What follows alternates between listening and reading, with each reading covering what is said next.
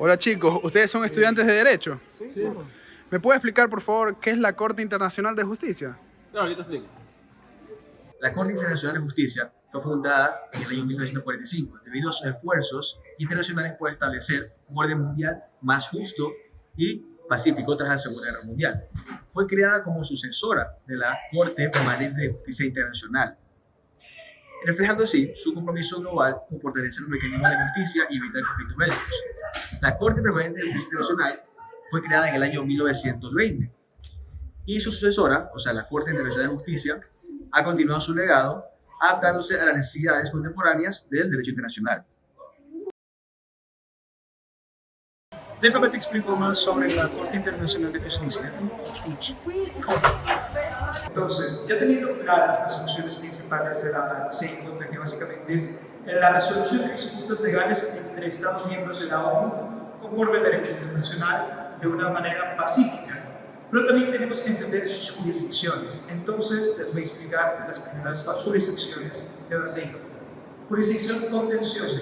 La jurisdicción contenciosa de la CIJ se refiere a la capacidad que tiene la Corte de resolver disputas legales que son presentadas por los Estados. Jurisdicción contenciosa. La jurisdicción contenciosa de la CIJ se refiere a la capacidad de la Corte para resolver disputas legales que son presentadas por los Estados. Esta jurisdicción puede ejercer en los siguientes contextos. El primero sería las declaraciones facultativas. Y estas básicamente son un reconocimiento de la jurisdicción obligatoria. Estas declaraciones permiten resolver disputas en ambos estados mediante el acuerdo y la aceptación de sus jurisdicciones entre sí. Y están los acuerdos especiales. Los estados pueden acordar someter una disputa específica entre la CIJ mediante un acuerdo especial. En este caso, ambos deben estar de acuerdo en llevar el caso ante la Corte. Vamos con los tratados internacionales. Algunos tratados internacionales contienen cláusulas compromisorias que permiten a la CIJ resolver disputas sobre la interpretación o aplicación del tratado.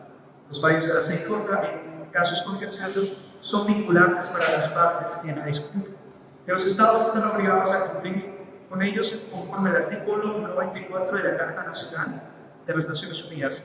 Debemos hacer énfasis en que la CIJ no tiene una coerción propia para establecer sus decisiones, pero es el Consejo de Seguridad de las Naciones Unidas el que puede ser llamado a intervenir si un Estado cumple con el fallo del orden. Esto quiere decir que repercutiría en sanciones y en bloqueos internacionales, ya sea comercio, que es uno de los puntos clave entre la globalización y la conectividad entre naciones, y la otra es en guerras o conflictos armamentísimos.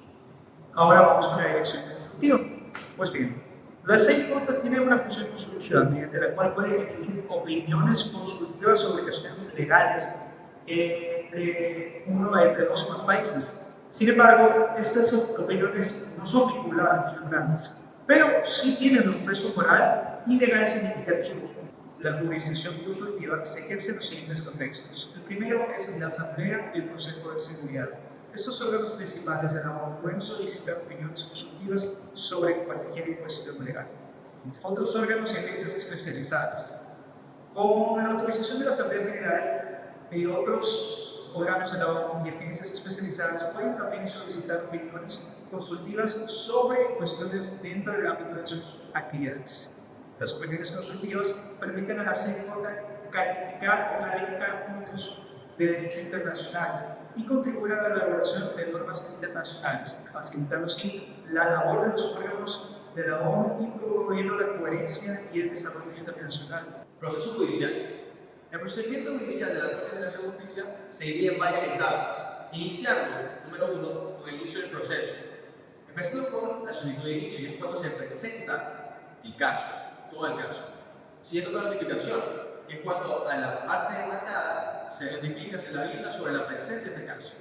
Número 2, fase escrita. Empieza con la presentación de memorias, cuando las partes involucradas presentan sus memorias iniciales, básicamente exponen los hechos del caso, las cuestiones legales y las pruebas en apoyo de sus argumentos.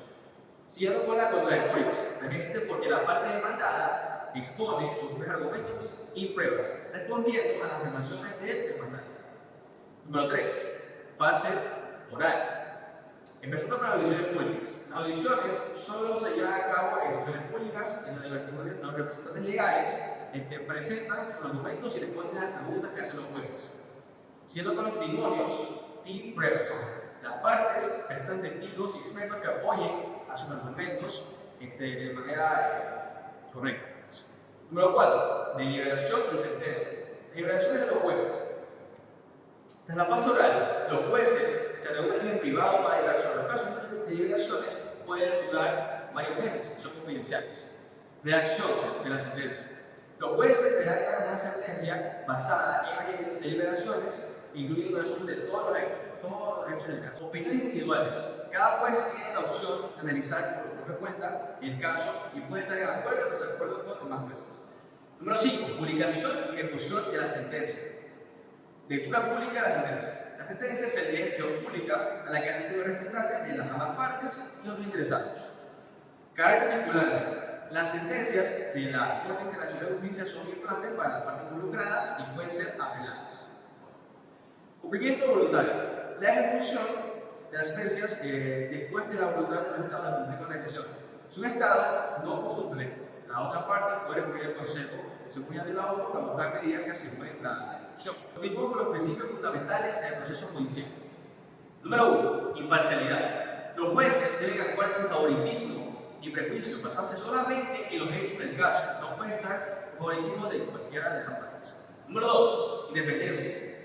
La Corte Internacional de Justicia es un órgano independiente que no está subordinado a ningún tipo de gobierno o institución. Número 3. Igualdad de las partes.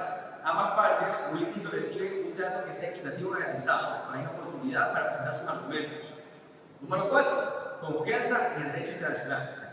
La CIJ, la Corte Internacional de Justicia, aplica las fuentes del derecho internacional, incluyendo tratados, costumbres internacionales y principios generales del derecho. Voy con respecto a las sentencias.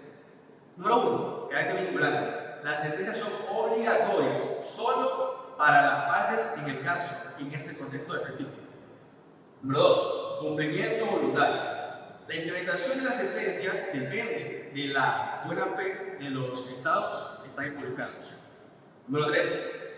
Inapelabilidad. Las sentencias no pueden ser apeladas, pero pueden solicitar una interpretación o revisión bajo condiciones específicas. Y número 4. Impacto en el derecho internacional. Aunque solo son vinculantes para las partes del caso, las sentencias de la Corte Internacional de Justicia influyen en el desarrollo del derecho internacional y son frecuentemente como precedentes. Te voy a explicar 4 casos emblemáticos de la Corte Internacional de Justicia para que puedas comprender mejor sus funciones. El primer caso es el de Nicaragua contra Estados Unidos, donde Estados Unidos estaba realizando operaciones militares directas dentro del territorio nicaragüense, además de apoyar a un grupo de rebeldes, los Contras. Nicaragua reclamó a la CIJ que exista una compensación por los daños causados por Estados Unidos, además de declarar estas actividades ilegales. La CIJ falló a favor de Nicaragua, declarando que Estados Unidos violó el derecho internacional y declarando estas actividades ilegales, además de sentar un precedente sobre la inviolabilidad de los estados y su soberanía. El segundo caso emblemático es el caso del Estrecho de Corfú, donde 2 instructores de Reino Unido impactaron contra minas albanesas dentro de ese territorio. Reino Unido acudió a la CIJ reclamando una compensación por los daños causados por Albania. La CIJ falló a favor de Reino Unido, instaurando de que Albania tuvo que haber notificado de la existencia de peligros en su zona marítima. Esto sentó un precedente de que los otros estados tienen que avisar de peligros dentro de su territorio. El tercer caso emblemático, el cual es el caso del Mar del Norte. Esta era una disputa entre Alemania, Países Bajos y Dinamarca en cuanto a la delimitación de sus plataformas territoriales, por así decirlo, el área de mar que tenía cada país. Países Bajos y Dinamarca, a su beneficio, querían que la delimitación se haga en un principio de X distancia, mientras que Alemania quería una distribución equitativa del mar de acuerdo con su territorio. La CIJ falló, por así decirlo, a favor de Alemania, clarificando que se debería hacer una distribución equitativa del territorio marítimo, más no El cuarto caso no es un juicio vinculante, más bien una opinión consultiva. Cuando existió la construcción de parte de Israel de muros en los territorios ocupados por Palestina, en Cisjordania, la Asamblea General de la ONU llamó a la Corte Internacional de Justicia a analizar este caso.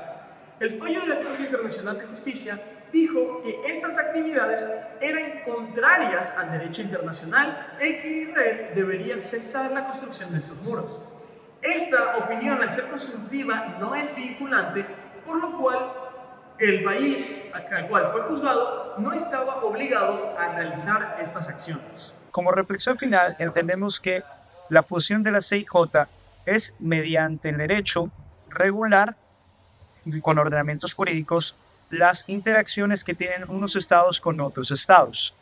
De esta manera buscar una resolución de conflictos pacífica y bien argumentada de manera jurídica.